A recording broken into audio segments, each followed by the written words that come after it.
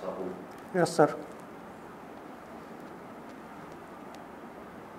सो विवेक, आपका मीडियम क्या है? सर इंग्लिश मीडियम है। इंग्लिश में।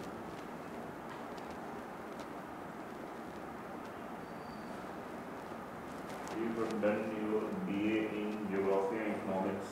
Yes sir. Recently there was a term per capita GDP. Can you tell me about that term, per capita GDP? Sir, it is the ratio of GDP divided by total population. It is known as per capita GDP. And why was this is in news? Sir, I am not much sure about it, but I can guess recently it has decreased. In which prospect? ये term जो अभी use हो रहा है, क्यों एकाएक अभी आ गया पूरे मार्केट में या पूरे न्यूज़पेपर में, न्यूज़ में हेडलाइंस बना, ऐसा क्या हुआ था? Sir, earlier due to this COVID pandemic, sir, GDP was went to negative. This is the reason, and recently it was decreased. This is the reason it was in the news, sir, as per my limited knowledge. Okay.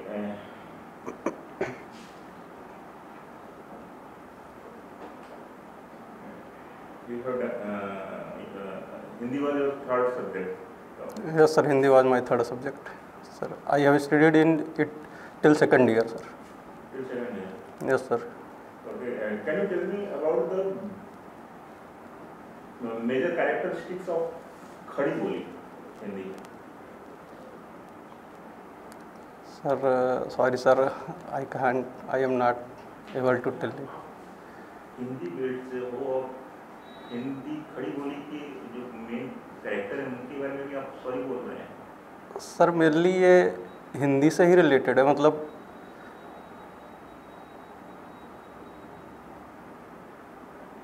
अच्छा, भक्ति काल क्या था? भक्ति काल sir, उसका हिंदी में क्या वो है, योगदान क्या है भक्ति काल का? सर हिंदी मैंने रिवाइज नहीं किया तो ज़्यादा बता नहीं सकते अभी हिंदी के बारे में। सर बहुत पहले पढ़ा था मैंने 2013 में, उसके बाद से कुछ देखा नहीं है।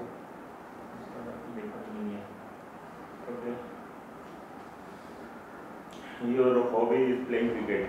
Yes, sir. What do you do in cricket? Sir, I used to bowl. You used to bowl. Which spinner or pacer? Sir, medium fast bowler. Medium fast bowler. Okay. Who is the most fastest bowler in the world in recent time? Sir, in recent time, sir, at present in this IPL there are many bowlers are there. Natarajan is there, who is from India, and sir, if we see from the in foreign countries, then Kagiso Rabada is there, who is the fastest bowler at present time. Yes, sir. From which country? Sir, he is from South Africa. South Africa. Okay, tell me how reverse swing is different from the conventional swing. Yes, sir. Sir, when it is used to occur in the last of the match, reverse swing. In the reverse swing, the ball when it hit on the ground, then it is moved away from the batsman. This is called reverse swing. Then how outswing is common to different from the reverse swing? Sir, mainly in the reverse swing, what occurs in the normal swing, sir, the ball moves towards the rough side of the in the initial time of the phase of the match. While in the reverse swing, the ball moves towards the shiny side when the ball become rough after playing few overs.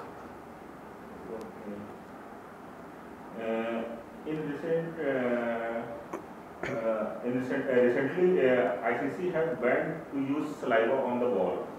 Yes, sir. How this will affect the cricket? Yes, sir. Sir, it is mainly due to COVID pandemic, sir. This is the main reason. because there are chances are there the COVID can spread due to saliva of the players. I am asking how this rule will affect the cricket, the game of cricket. Okay, sir. Sir, the players used to sign the ball through the saliva during the match. Sir, if they want to use saliva during the match, then it may happen that both side of the ball become rough and reverse swing cannot take place in the last of the match, sir. Okay. Have you read today's newspaper? Yes, sir, I have just gone through. And what are the headlines? Sir, headlines were Hathras case was there. The victims were demanded that the Delhi court should take the case. This is the main headline in the newspaper, sir.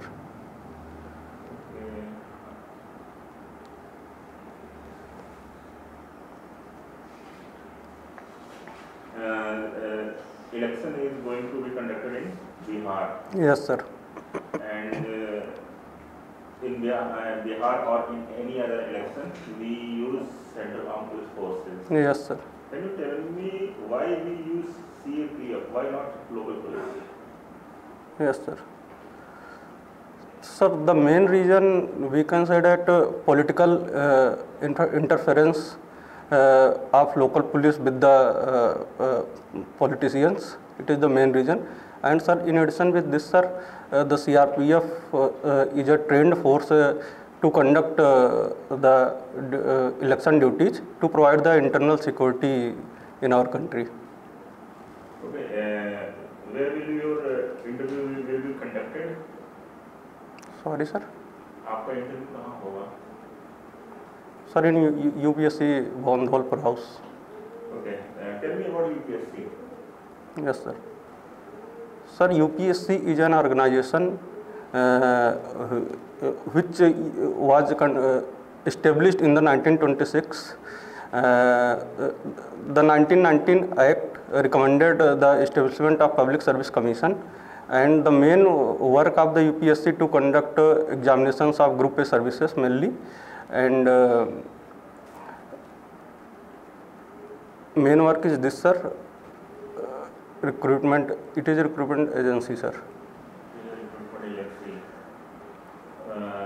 Tell me the power of the chairman of the UPSC. Yes, sir. The main power organizing what is happening, how exams should be conducted, how interviews should be conducted, and sir, in addition with this, sir, the UPSC is also mentioned. The chairman of UPSC removed. इसको हटाने की प्रक्रिया क्या है? Yes, sir. Sir, it is removed by the president, sir. Removed by president, sir. President अगर मन में होगा तो हटा देंगे. Sir, with the consult of the Council of Ministers, sir. Chairman decide करेगी. Sir, I have just guessed because it is. UPSC के chairman हैं कौन? Sir, प्रदीप जोशी हैं. प्रदीप जोशी. जी. Sir, it is a constitutional body which is mentioned in our constitution in Article 315, sir. आपका subject geography रहा है? जी sir. Father of geography किसे कहा जाता है? Father of geography, sir, I have guess I it जानते नहीं तो गेस कर रहे हैं. Sir Herodotus I think. इतिहास है.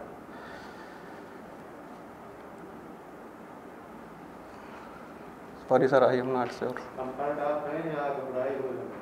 नहीं, ठीक है, कोई दिक्कत नहीं. जी जी. अभी रिसेंट में एक बॉलर अब क्रिकेटर हैं, बॉलर काफ़ी चर्चा में रहे हैं जो अब तक सर्वाधिक विकेट लेने वाले हैं, वो स्पिनर होते थे. किसी फास्ट बॉलर ने एक माइलस्टोन प्राप्त किया, क्या जी. और sir, if you allow me I can guess. Sir, I think it is Mitchell Johnson, sir, from Australia. क्या कितने विकेट लिए? Sir, more than 600 wicket. Heartland theory क्या है? Heartland theory. इसकी है और क्या? Sir, it is a theory which is propounded by Mackinder in the ancient times, who used to say that the man who can capture the sea power, he can capture the entire world. Sea power, Ocean power or sea power, for example, in the Red Sea. Heartland में कितने country आते हैं? वर्तमान में कौन कौन से area हैं जो हार्टलैंड में हैं? Heartland, sir, I can guess. I'm not much sure about it, sir. अभी रिसेंट में असम राइफल काफी चर्चा में रही है, Yes, sir. क्यों? कुछ विवाद उस पर चल रहा है, Yes, sir. क्या विवाद? Sir, it comes under the two ministries, Ministry of Home Affairs and Ministry of Defence, sir. The administrative work is under the Ministry of Defence, while the functional work is under the Ministry of Home Affairs. This is the main reason, and sir, CAPF is saying that it should comes under the Ministry of Home Affairs, while the central government is arguing that it should be under the Ministry of Defence, sir. ये recent में अब CAPF ने कहा है कि paramilitary का establishment day मनाया गया है। Sorry, sir. किसी के स्थापना दिवस मनाई गई कल या परसों में, किसका मनाया गया? किसी paramilitary force? Sorry, sir, I am not sure. Sultanpur से आपका? Yes, sir. सुल्तानपुर किस लिए फेमस है?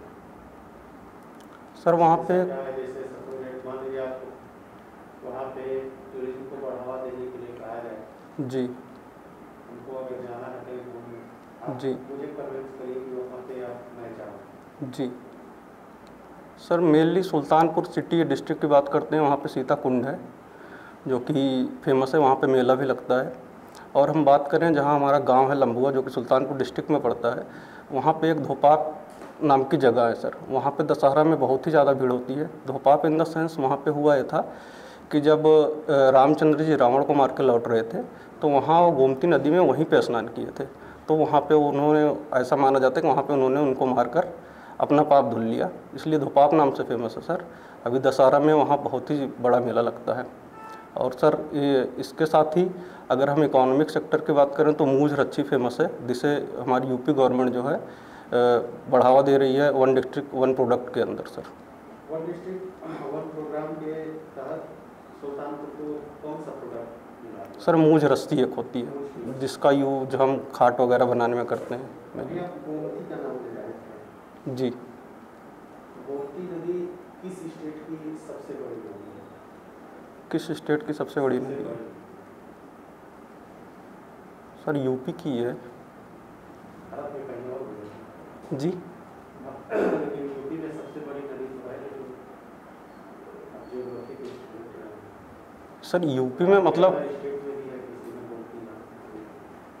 सॉरी सर, भारत के अदर स्टेट में भी गोमती नाम की कोई नदी है जो उस स्टेट की सबसे बड़ी नदी?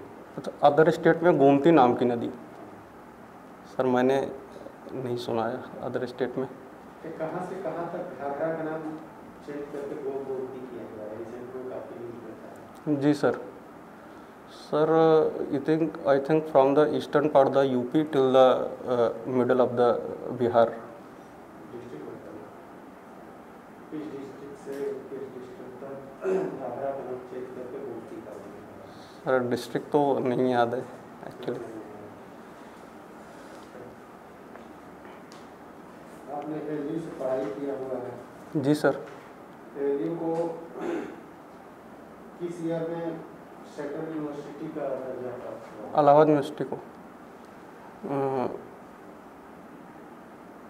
Sir if you say I can guess in 1970 sir. Clear नहीं है, not much sure about it. इसकी स्थापना कब हुई थी? सर 1878 में सर, बाय विलियम मुयर। कोई बड़ा नाम जो इनकी यूनिवर्सिटी की स्थापना से जुड़ा हुआ है? सर विलियम मुयर थे उस टाइम पे, उन्होंने ही इसकी स्थापना किया था। फादर आपकी क्या करते सर फादर हमारे किसान हैं, किसान हैं। एग्रीकल्चर। अच्छा, किसानों के लिए चलाई जाने वाली उत्तर प्रदेश सरकार की 2 योजनाओं के बारे में। सर उत्तर प्रदेश सरकार मेनली प्रोवाइड कर रही है, बहुत सारी सब्सिडी दे रही है इलेक्ट्रिसिटी पे और सब चीज़ों पे, सीड पे सब्सिडी दे रही है। एक मेन योजना चल रही है यूपी गवर्नमेंट की एग्रीकल्चर से रिलेटेड। हाल ही में गवर्नमेंट ने यूरिया और अन्य फर्टिलाइजर जो है उन पर सब्सिडी की बजाय डायरेक्ट बेनिफिट ट्रांसफर शुरू किया। जी इसके क्या इम्पैक्ट आप देखते हैं? तो किसान परिवार से कोई यस सर इसमें होता मेनली है कि डायरेक्ट बेनिफिट ट्रांसफ़र में डायरेक्ट जो है आपके आधार से लिंक रहता है आपका अकाउंट, गवर्नमेंट उसमें सीधे ट्रांसफ़र कर देती है पैसा। उसकी इम्पैक्ट क्या पड़ा? 3 पॉजिटिव 3 नेगेटिव इम्पैक्ट। सर उसका पॉजिटिव ये है कि मेनली जो पीडीएस के थ्रू वो पैसा जाता है वो सीधे अकाउंट में जाएगा, जिससे कि सारा पैसा किसान को ही मिलता है। उससे मिडिलमैन का स्कोप ख़त्म हो जाता है जो है, और किसान उसकी वजह से अपना पैसा अच्छी जगह अपने खेतों में एक प्रोडक्टिव मैनर में यूटिलाइज कर सकता है।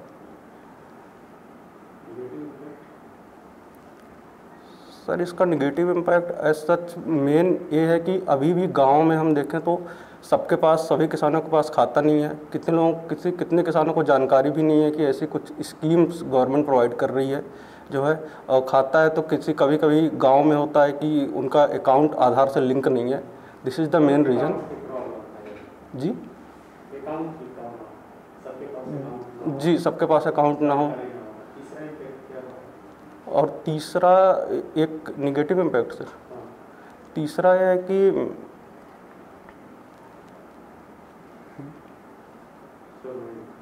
सर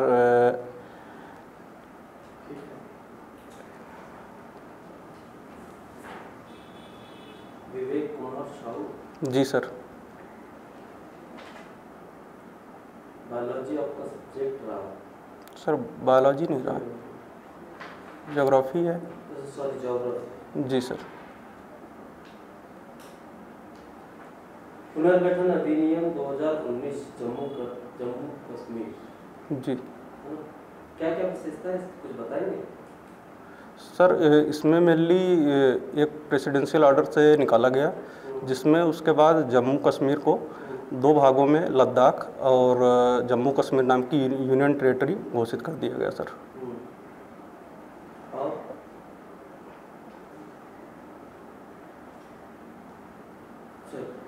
NIA जो न्यूज़ में रही है उसके क्या क्या क्षेत्र का है, कुछ बताएंगे? National investigation agency. सर इसका मेन है कि यही है कि कैसे कहीं भी कोई इलीगल चीज़ हो रही है वहाँ पे जाके इन्वेस्टिगेट कर सकती है सर जो है, इलीगल एक्टिविटीज़ में। और सर जैसे कि हम कह सकते हैं कि जैसे बिजनेस सेक्टर में कोई कहीं पे इलीगल एक्टिविटीज़ हो रही है तो वहाँ पे जाके इलीगल मनी कहीं पे लॉन्ड्रिंग हो रही है मनी की, वहाँ पे भी इसका अधिकार क्षेत्र है कि वहाँ पे इन्वेस्टिगेट कर सकती है sir. The protection of human right जो कहना चाहिए 2019 में बिल आया है, protection of human right commission वाला, इस बिल में क्या क्या संशोधन हुआ है? प्रोटेक्शन ऑफ ह्यूमन राइट में सर मेनली अब इसमें इसका कार्यकाल जो है ह्यूमन राइट कमिश्नर का कम कर दिया गया है। पहले जो है 5 साल या 70 ईयर्स जो भी पहले पूरा होता था वो होता था ना, अब जो है ये रिड्यूस करके अब 3 साल हो गया है। पहले 5 साल था, अब 3 साल और या 70 साल जो भी पहले होता है उसमें चेंजेस लाए गए हैं सर। और क्या क्या चेंजेस? सर इसी के बेसिस पे NHRC और स्टेट ह्यूमन राइट कमीशन में भी यही चेंजेस हैं। और उसमें स्टेट ह्यूमन राइट कमीशन में ये होता था कि पहले जैसे कि जो नीचे के कमिश्नर्स होते थे ह्यूमन राइट से रिलेटेड, पहले वो जो है क्या करते थे कि 5 साल टोटल रह सकते थे, जैसे कि 3 साल वो स्टेट कमिश्नर में रहे, बाकी मेन वो कमिश्नर रह सकते थे। लेकिन अब इस क्लास को वहाँ पे इसको भी हटा दिया गया सर। अच्छा, ये लॉकडाउन जो लगाया गया भारत सरकार के माध्यम से, वो किस अधिनियम के अंतर्गत लगाया गया था, कुछ बताइए? Sir, if you will allow I can guess sir, epidemic diseases act, epidemic diseases act के तहत सर। अच्छा अच्छा। सर ने एक क्वेश्चन पूछा था सब्सिडी से रिलेटेड, तो किसानों को सब्सिडी देना चाहिए या नहीं देना चाहिए, आप क्या मानते हैं? सर, हमारे देश में marginal small and marginal farmer बहुत है, नियरली 85% है। और जिसके कारण ये है कि उनके पास सारी फैसिलिटीज़ नहीं होती हैं, तो सब्सिडी कहीं ना कहीं उनके हित में है, जो है सब्सिडी गवर्नमेंट को प्रोवाइड करनी चाहिए। बिकॉज इंडिया की लगभग 50% जनसंख्या जो है कृषि पे ही निर्भर है, तो सब्सिडी देनी चाहिए सर। देनी चाहिए।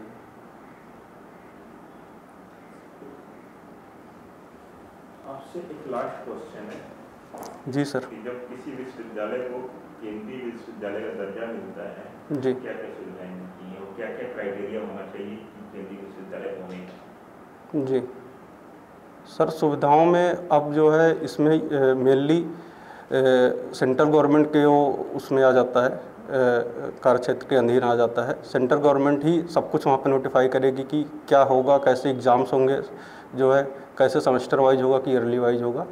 मेन सेंट्रल गवर्नमेंट ही सब कुछ डिसाइड करेगी उस यूनिवर्सिटी में। क्राइटेरिया क्या क्या होते हैं किसी यूनिवर्सिटी को सेंट्रल यूनिवर्सिटी घोषित करने के? Sir, I am not much sure about it sir. किसी यूनिवर्सिटी को उठाएंगे उसको सेंट्रल यूनिवर्सिटी बना सकते हैं? सर, बता नहीं सकते हैं कंफर्म, इसके बारे में पता नहीं है। Okay, thank you sir.